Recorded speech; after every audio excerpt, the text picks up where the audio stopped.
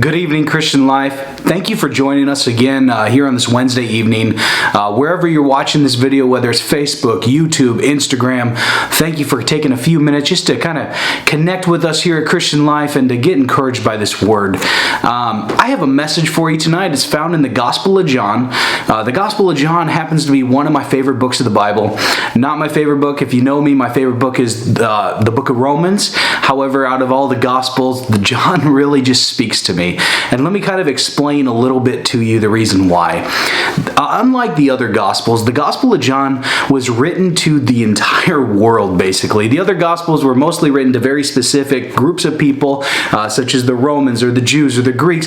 But the Gospel of John kind of takes a different focus than the others. And it's written for one reason and one reason only, and it's to help you believe the gospel message. Where the other ones were kind of made to kind of show the practicality of Jesus or the authenticity of Jesus. This one here focuses mostly on his words, mostly on the last few hours of his life even, and it's written by a man named John who wrote 1st, 2nd John, and wrote Book of Revelation. I mean, this guy, he was part of the inner circle of Jesus, you know, the Peter, James, and John, and it was written for you to believe. And the reason that we really truly can see that is 98 times in this gospel, 98 times the author uses the word believe. He's really trying to get you and I to believe who Jesus truly is, who Jesus says he is, and what he can actually do, and why that's important for you and I. And I know we've been talking about 2020. I'm going to keep talking about 2020 because we are in for the storm of our life. And I know that, and I know that, I know that. And I know that there are some people here where you might feel like your year is just done, that your year is dead. Or maybe you're going through a situation where you lost your job, or another type of stressful situation in your life where you just feel dead. Like you had this promise from God that God was just taking care of you, and then all of a sudden, boom, gut punch, and it's done for you, and you just don't know where to turn. And I'll tell you, I've been there before, and I found something here that really just kind of helps me out, and I want to read it for you. We're in the Gospel of John. This is John chapter 11, and this is about the death of Lazarus. Now, if you don't know who Lazarus was, he was a very good friend of Jesus. In fact, Jesus loved this man. We see it here in John chapter 11. We even see Jesus using the words to describe him. This is where we get that shortest verse of the Bible, you know, where Jesus wept. Jesus loved this family so very much. And when he was told that his friend Lazarus was dying, he was about 2 days, a little bit further away from just being right next to him. But he sat and he stayed for an additional 2 days with his disciples. His best friends were there. And he just sat and he stayed. And he waited and he waited and he waited until Lazarus died. And all of his friends were sitting there wondering, hey, what's going on? You know, Lazarus is sick. If we go there, we can heal him. I've seen you do this, Jesus. I've seen you heal people. I've seen you do all of these different things. Your friend is sick. You love him. Let's go. Let's go help him. And Jesus just sat. He just sat there and he just took his time and he waited until Lazarus died. And then he says to his friends, hey, let's go. Lazarus has fallen asleep. Let's go wake him up.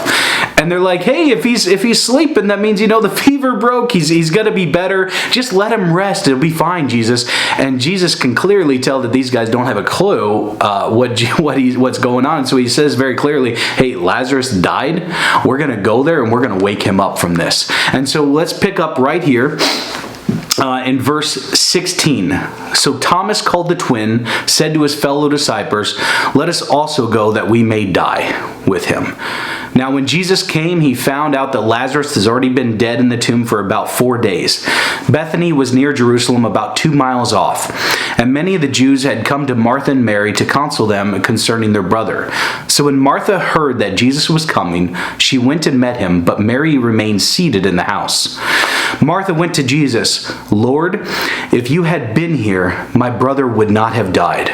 But even now, I know whatever you ask from God, God will give you. Jesus said to her, your brother will rise again. Martha said to him, I know that he will rise again in the resurrection on the last day. And Jesus said to her, I am the resurrection and the life. Whoever believes in me, though he die, yet he shall live. And everyone who believes in me shall never die. Do you believe this? Do you believe this? Now, these are some very powerful words that are being spoken here, and I want to just take a quick look at this. Jesus is walking up to a bunch of people that just buried a loved one, and he's been in this tomb now for 4 days. He's been dead for these 4 days, and Martha comes up to him and says these words to him. Martha heard, and she went out and met him, and he looked right at Jesus and said, "If you had been here, my brother would not have died."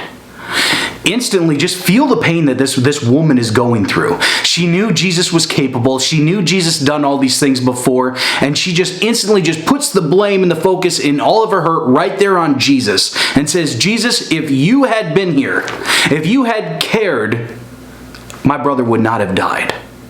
I wonder how many of us in the middle of our hurt, in the middle of our pain, in the middle of one of our situations, look up at God and at least are tempted in some way to put the blame on Him and say, "Hey, if you had been in this situation, if you would have heard my prayers, if you would have heard my cries, I would not be where I'm at right here, right now, Jesus."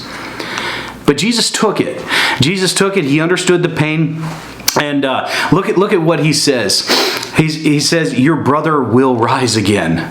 And again, Martha was like, "Hey, I know Jesus. I know that He will rise again on the day of the resurrection. I know on that very final day He's going to come out of that grave. He's going to rise. It's going to be great, Jesus. I know this. I believe it." And Jesus stops her right there and He says, "I am the resurrection. I am the life. Whoever believes in me will not perish. They will have everlasting life. And even though they might have died in this world, they will rise again." And He looks right at her and says, "Hey, do you believe this?" And I believe it's kind of the same question that He's asking us in the middle of our situation. I know that Jesus can resurrect anything. He can resurrect dead lives. He can resurrect dead dreams. He can resurrect dead marriages. He can resurrect everything. It reminds me of a time when I was first starting out in ministry, and I was a young man. I was very much, quote unquote, on fire to preach Jesus. I had this huge passion to just go into any nation I could, any door that would be open. I wanted to just run through there, just screaming at the top of my lungs, "Jesus is alive and He can save you today." This was my heart. This was my passion, and I had this opportunity to go to the nation of Pakistan, and everything seemed like it was just falling into place, and I was getting everyone excited. Everyone that was following myself and the ministry that I was starting at the time, we were all getting so excited to go preach Jesus in some different events over in Pakistan, and raised as much money as we could to get the plane tickets and all these different things. And everyone seemed to be just ready for this to happen and believing that it was going to happen. And I myself was believing it so hard, and I was just so excited because I really truly believed God called me there. And then the worst thing that I could possibly think of happened.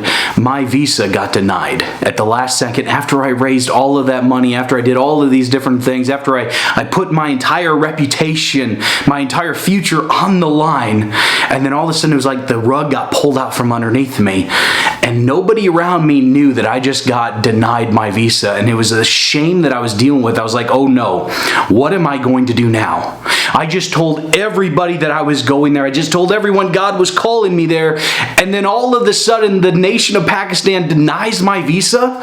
What am I going to do? And it was just like my dream and my passion died. Metaphorically, just died right there. And Jesus allowed me to feel that shame. He allowed me to feel that hurt. He allowed me to just feel that death almost, that metaphoric death of that dream, to give it up to Him and just say, "Hey, it's not about me. It's not about preaching. It's not about any of this. It's all about you, Jesus, and what you want to do here. Here it is again." And I thought it was dead. I thought it was gone. I was just lost, just completely broken. And then all of a sudden, a couple days later, my passport came back in the mail, stamped with the approval from Pakistan, and it was just like that. That resurrection power. When believing in Jesus Christ, when believing that no matter what, it is His and His alone, that resurrection power came back into me and just really flooded me with emotions and just gave me the strength and courage to go on to that mission trip, to go spend a couple months over in Pakistan preaching the gospel and to fulfill what God was calling me to do right there. And that same resurrection power, when Jesus looks right at us, when He allows us to have the rug pulled out from under our lives, kind of like what's happening right here with so many of us who've built this foundation or little pieces of our foundation on shifting sand, so to say. The rug got pulled out and we're standing here wondering, Jesus, do we truly believe that You are the resurrection power? Even this situation right here, Jesus, can You resurrect this? Can You do something with this? And here's the truth, church. Hear me out on this. No matter what happens, no matter the good or the bad, all these things that are about to be happening here in our very near future, He's still the King. Just like Jesus was sitting and listening to the Father, waiting by His friends for those couple days before even going to Lazarus, even that, He was following the Father. The Father still had a plan. The Father still knew what was going to happen. The Father still knew that Lazarus was going to die and that Jesus was going to go call him out of the tomb.